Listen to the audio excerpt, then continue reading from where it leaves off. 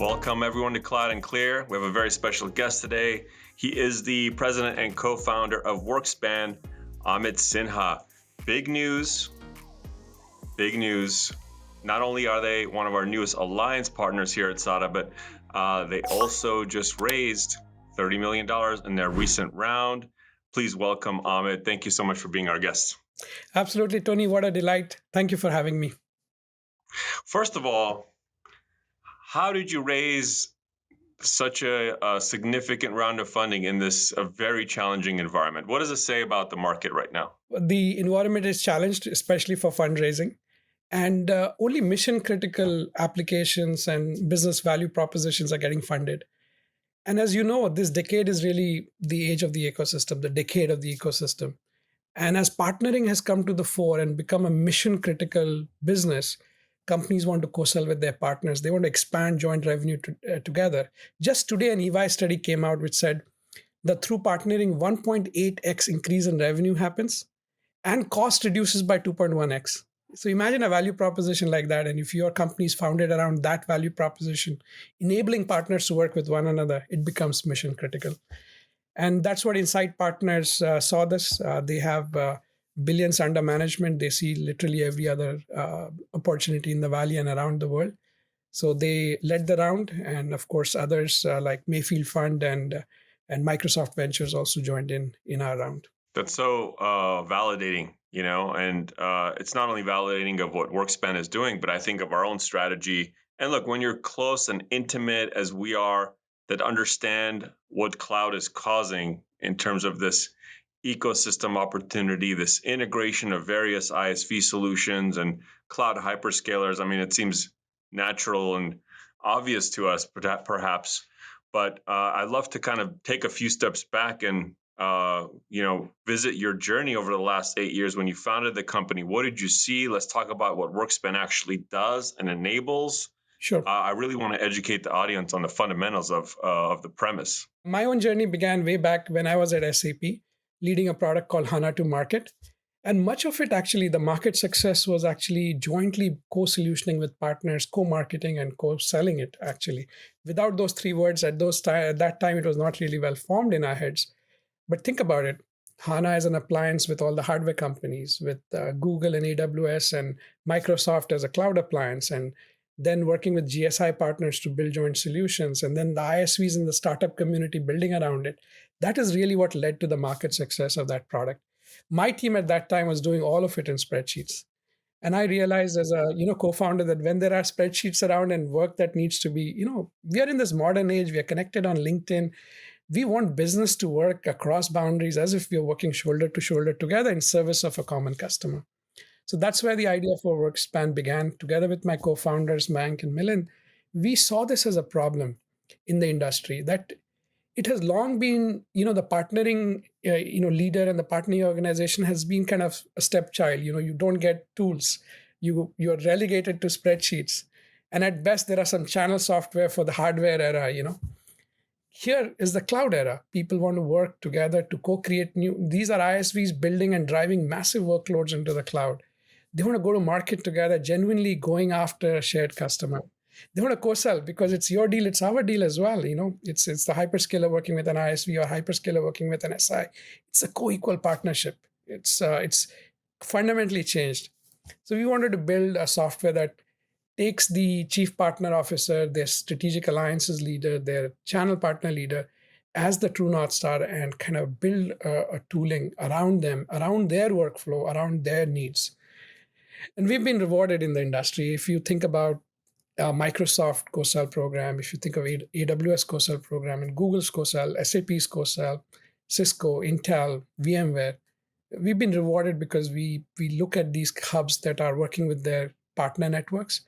We serve them with those critical business processes to co-build new solutions, co-market those solutions with one another, co-sell them, and then co-invest back into the relationship. So we enable this ecosystem flywheel so that partnering becomes digitized and hence more measured and more effective at the end of the day and becomes mission critical to business. Yeah, look, I think this is a completely new paradigm, only possible in the context of cloud. Yep. The first time I heard co-sell was many, many years ago, probably on the Microsoft side when we still had that business unit, but this premise that the hyperscalers are very interested to promote and drive and help take to market any software that is being built on or deployed through their cloud. And this wasn't really possible to make this direct connective tissue at the scale that is possible today, but all the hyperscalers have marketplaces. Yep. Google certainly is what we focus on, but it's one that's rapidly growing and becoming more relevant. And it's clear this is how customers want to look at their cloud journey strategy. And it's also where they look to for solutions. But you're solving for the complexity of the connection, not only the technical connection, but the commercial connection between these relatively independent pieces that have to come together to solve a customer problem jointly. And Yep. that's been very, very hard to do before solutions like WorkSpan. Totally agree with you. If you look at the cloud consumption model, hyperscalers are driving, customer relationships where it's based on consumption at the end of the day. And who drives the consumption? It is ISVs, leading ISVs like Quantum Metrics, Palo Alto Networks, Databricks, Pendo. They're driving massive volume and consumption from the hyperscalers. So it's a partnership that eventually meets a joint customer need at the end of the day. And same thing with service partners as well. If you look at leading GSIs like partnering Deloitte with AWS on WorkSpan as an example, they're driving massive migrations into the cloud. It's a once in a generation shift that requires companies to collaboratively work with one another to advise the customer of the right pieces. And also, I think in our journey with WorkSpan, what you will notice is the way we built WorkSpan as a shared network. You can also think of this as a multi-partner place where it could be an ISV working with an SI, but also with a hyperscaler together. So it is modern dynamic partnering in a way. And without such tooling, the chief partner officer won't be successful at the end of the day. The other big news is native support, not only on GCP, but their integration to their sales organization. Do you want to talk about that? Because that's a huge milestone as well that was just released. With GCP, we have had a co-innovation relationship sponsored by Kevin Ichipurani, head of ecosystems at Google. So it's an amazing joint innovation between WorkSpan and Google, where we worked with their CRM team, their Google Partner Advantage team, to integrate with APIs directly with WorkSpan. And in turn, our partners on the WorkSpan network, they've connected their Salesforce, their Dynamics, their HubSpot system to WorkSpan. Essentially, what it enables people to do is directly from, if you are an account executive, a salesperson at a partner like Quantum Metrics or others, what they're able to do is they, from the comfort of their Salesforce system or the Dynamics system, whatever CRM you have, they can actually directly communicate and collaborate with a seller at the hyperscaler, which is Google in this case. So this is massive because the business can go not only inbound, but it has also come outbound from Google to the partner. So this bidirectional collaboration is amazing because we can then now we can move at the speed of the network. We can move at the speed at which the customer wants to move and identify and work. And this is a massive milestone at the end of the day. It's not only how customers want to buy, like they definitely want to leverage their hyperscaler relationship to discover, try, consume, enable, adopt all the SaaS. Yep. Fundamentally, right? But it's also it's how customers are looking at their problems to be solved because they know they're not going to custom build everything, and they're going to really look at the marketplace.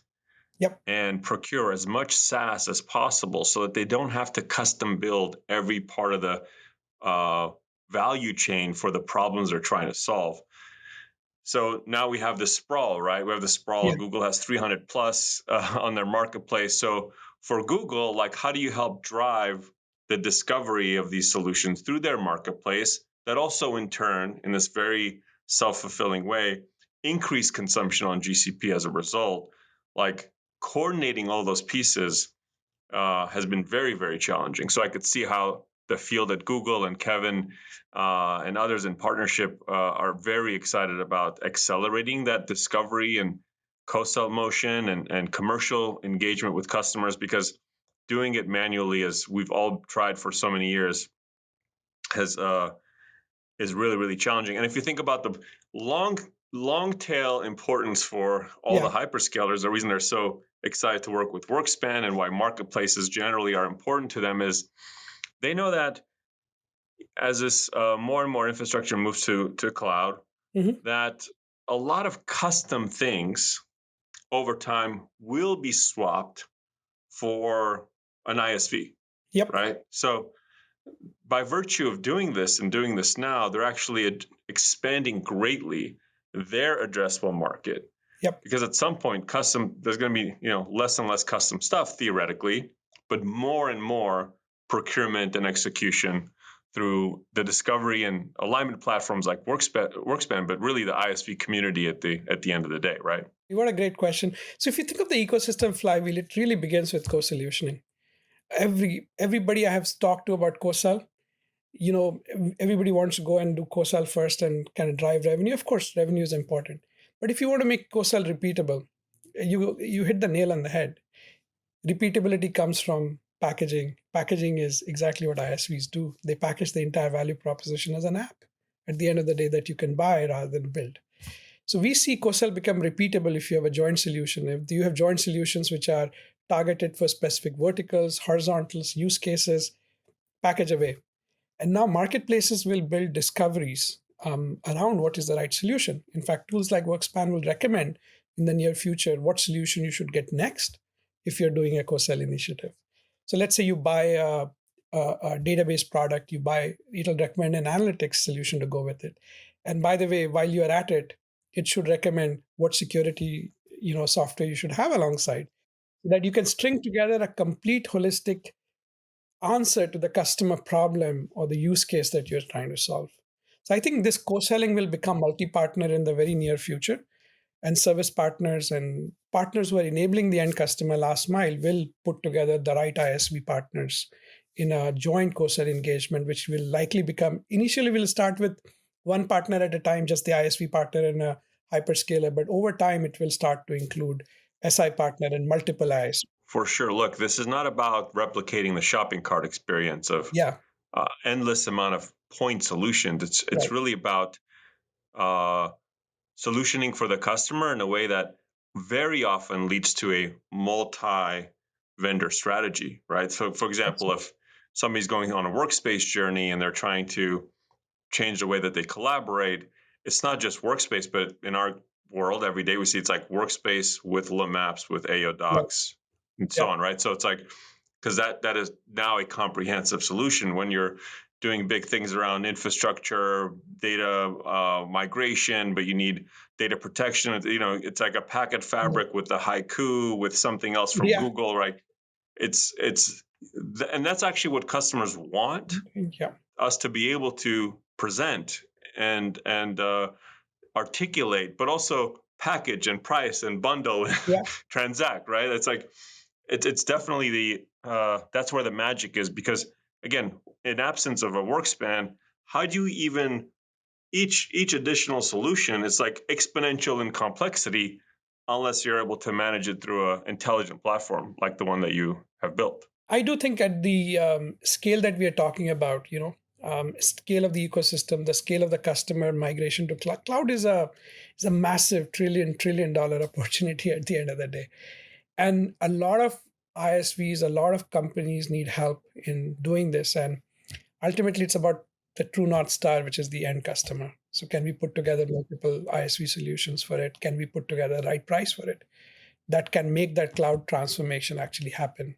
for the company? And each individual ISV, and the reason why they're all excited about being enabled through and by WorkSpan is like they know that their fate depends on their ability to be integrated and procured and discovered through one of these broader marketplace channels. Because we see this happening already. Some Yeah. customers are basically saying, unless I can procure this solution X through Mhm. Google Marketplace or one of the other marketplaces, like I'm going to find another solution. Yeah. Yeah. So it's critical for every ISV on the planet, not only to convert to SaaS if they're still kind of an on-premise solution. They're making that journey. We have customers like Teradata, NetApp, others like partners that are, we're helping through this journey as well. But they need to be bundled in the appropriate ways, because I think IT organizations, procurement departments, and decision makers, like, they don't want to manage Mhm. thousands of individual contracts with their own kind of, ad hoc pricing terms, expiration dates and stuff like that. So Yeah, they're really looking at this new way of procurement, and I think WorkSpan like sits right in the epicenter of making absolutely. that possible. Yeah, and the cash registers have shifted. Marketplace is the new cash register, and people want that simplicity, that ease of discovery, of buying, of using and consuming the solution. And that's exactly what secular trend we see, that marketplaces are going to become very, very important in ISV co-sell relationships going forward. I think related is the reason why we're so excited to partner with WorkSpan. I think under the umbrella of what we call our alliance program, is this is also something that solution providers, MSPs, consultancies like SADA, it's not something we normally would do years Yeah, ago, but now it's like we ourselves in our alliance are hyper motivated because you're also a customer. yeah, Again, like this different type of partnering that our job is to also help you grow and help mhm, you find more customers and be wider adopted, because the more successful you are, the bigger the relationship becomes. And I think uh, that alliance framework is something that we're really excited about, and we're very pleased yeah. that we've joined up in that way as well. Tony, hats off to you and your team. SADA Alliance program is a true, true differentiator for you. It's what really set you apart. And our relationship as a customer, as a partner, as not just selling to, but selling with and selling, buying from. It's come together a full circle with all these 360 degrees thing. And as we look to co-sell with the larger ISV and the Google ecosystem, we could not have picked a better partner than SADA. Period. I appreciate that. Yeah. Yes, we have lots of work still to do, and really earn our place in your strategic mind over the years. But this is exactly, again, the dynamism of this consumption world is so interesting Yeah. that this type of relationship is even, again, you can even design something like this, because in the Correct. package prepay world of on premise, like, you Yeah. couldn't even really do this. I mean, you Exactly. did it on at a very high level with at SAP with HANA, but that was a that was not something that was the norm per se. That was Yep. very enterprise, huge, complex.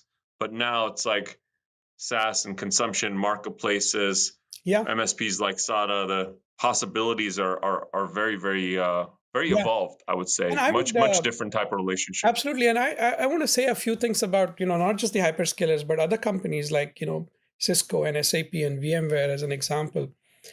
Just take a example with Cisco. What they've done is just remarkable around their ecosystem flywheel. They now co-solution and build new solutions. They co-market, they co-sell.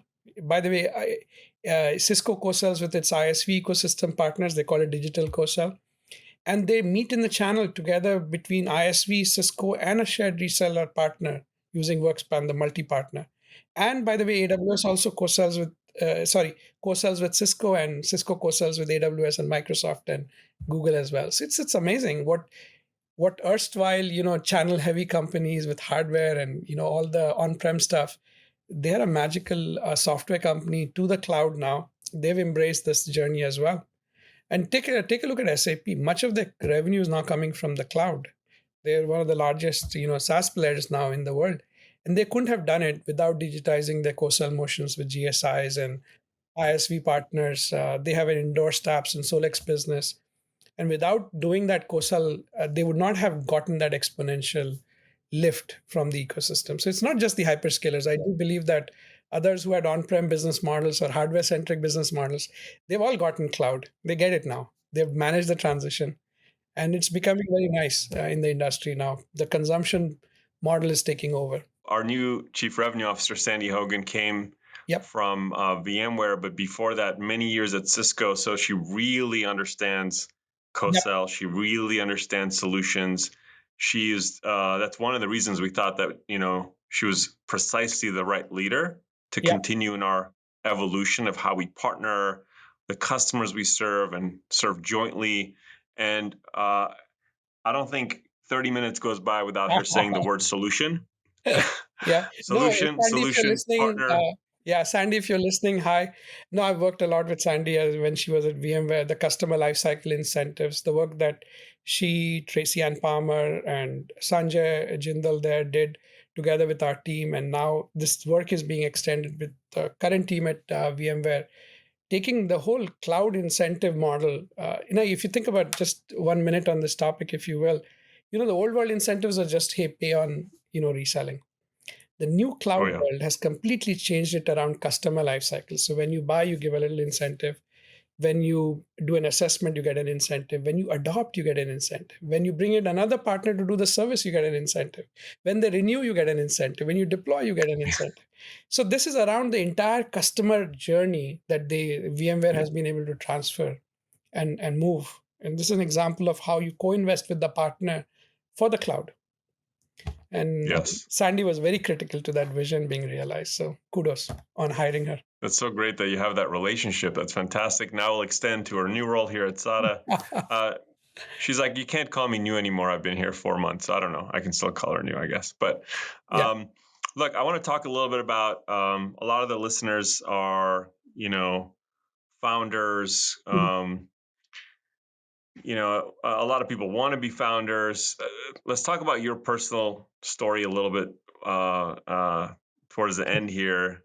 It's not easy leaving an executive role where you're very successful at a place like SAP, and I guess we can both. I mean, we're both immigrants. We can kind of Yes. integrate that a little bit. But Yeah. to be a first time founder as an immigrant, where you've been hyper successful at the very large companies, what gave you the confidence to do that, and what has that journey been like? Oh wow, what an amazing question. So, when I look at generationally, my dad was the first one to come out of a village to work at a large Indian city.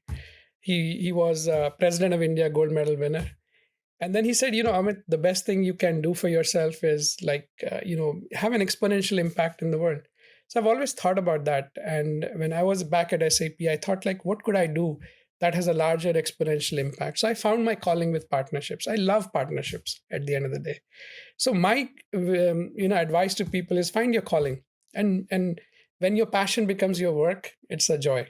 And I found it. I just could not stay in my current role because I had tremendous passion with this. And I went back to the SAP leadership at that time.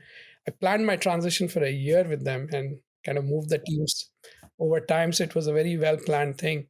And at the end of the day, it is about pursuing what you do. And alongside, when you recruit fellow thought leaders in the journey, like Henry Chesbrough at Berkeley and Mayfield investors, with Naveen joining our board, with early customers like Intel and SAP and VMware, and building around the cloud ecosystem with Microsoft, AWS, and Google.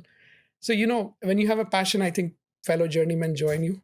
So I would say believe in your passion, just follow through it, and, success will follow. I love that advice.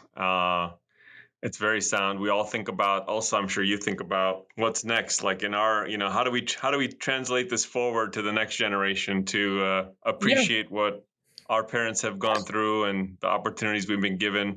Um, Tony, I'm it's a personally a big fan of your personal journey, and like an immigrant, you've come, and your family has done such an amazing thing with SADA, and I think of all the other co-founders who are of different origins, right? And I think the U.S. economy, the U.S. Ecosystem is so much better for it because we have people who come with different perspectives, different totally. cultures, different points of view, and it becomes for a richer interaction at the end of the day.